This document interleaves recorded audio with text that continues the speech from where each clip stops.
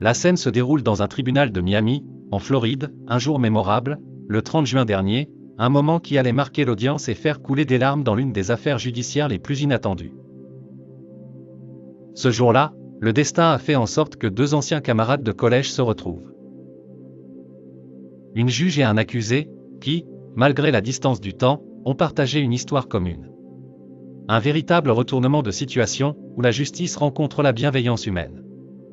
Cette rencontre improbable entre la juge Mindy Glazé et l'accusé, Arthur Booth, reste gravée dans les mémoires. Ce moment inattendu a attiré une attention particulière de la part des médias, notamment NBC Miami, qui a rapporté l'incident. Le cas d'Arthur Booth était celui d'un cambriolage et d'un délit de fuite. Comme beaucoup d'affaires judiciaires, cette audience aurait dû être une procédure classique. Cependant, ce qui s'est passé n'était ni une sentence sévère ni un jugement froid, mais plutôt une rencontre émotive, un face-à-face entre le passé et le présent. Lorsque la juge Glazé prend place pour commencer l'audience, elle procède à la lecture des charges et s'apprête à entendre la défense. Mais alors, un détail improbable survient. La juge regarde l'homme qui se tient devant elle, dans la salle d'audience, et une expression de surprise se lit sur son visage. Elle regarde attentivement Arthur Booth, et une lueur de reconnaissance s'allume dans ses yeux. Elle fronce les sourcils. Après un moment de réflexion, s'adresse à lui en demandant sans hésitation « Êtes-vous allé au collège Nautilus ?» C'est là que la situation prend une tournure inattendue. Arthur Booth, apparemment perturbé, regarde la juge, puis tout à coup, son visage s'éclaire avec une forme de reconnaissance. Il se rend compte qu'il est face à une ancienne camarade de collège, quelqu'un qu'il n'a pas vu depuis de nombreuses années. Dans une réaction presque instinctive, il se met à pleurer, complètement submergé par l'émotion. Tel un enfant, il commence à sangloter et à répéter avec étonnement. Un silence envahit la salle, et l'atmosphère prend une tournure inhabituelle. La juge, visiblement émue par la situation, ne tarde pas à briser la glace, tout en restant professionnelle. Elle commence alors à parler d'une époque révolue, celle de leurs années au collège. Elle se souvient de l'époque où elle connaissait Arthur Booth, un jeune garçon prometteur, un élève qu'elle considérait comme un « gentil garçon », un élève remarquable.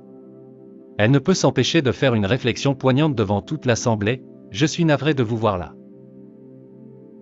Je me demandais ce que vous étiez devenu. » C'est une phrase qui témoigne à la fois d'une grande tristesse et d'un sincère regret.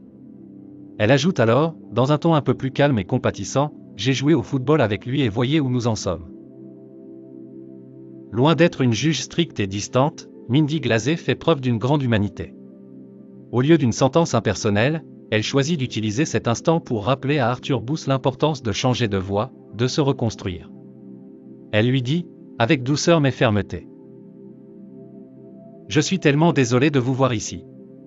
J'espère que vous serez capable de changer vos habitudes, bonne chance à vous. » Ces mots, venant de quelqu'un qui a connu l'accusé dans un autre contexte, d'un autre temps, prennent une signification bien plus profonde. La juge Glazé, loin d'appliquer une justice dénuée d'émotion, se montre touchée par cette rencontre imprévue. Elle souhaite sincèrement que cet homme, qu'elle connaissait autrefois, puisse trouver un chemin différent, un chemin vers la rédemption. La scène atteint son apogée lorsque la juge, dans un dernier geste de compassion, s'adresse à Arthur Booth avec un regard plein de compréhension, « Bonne chance à vous, monsieur.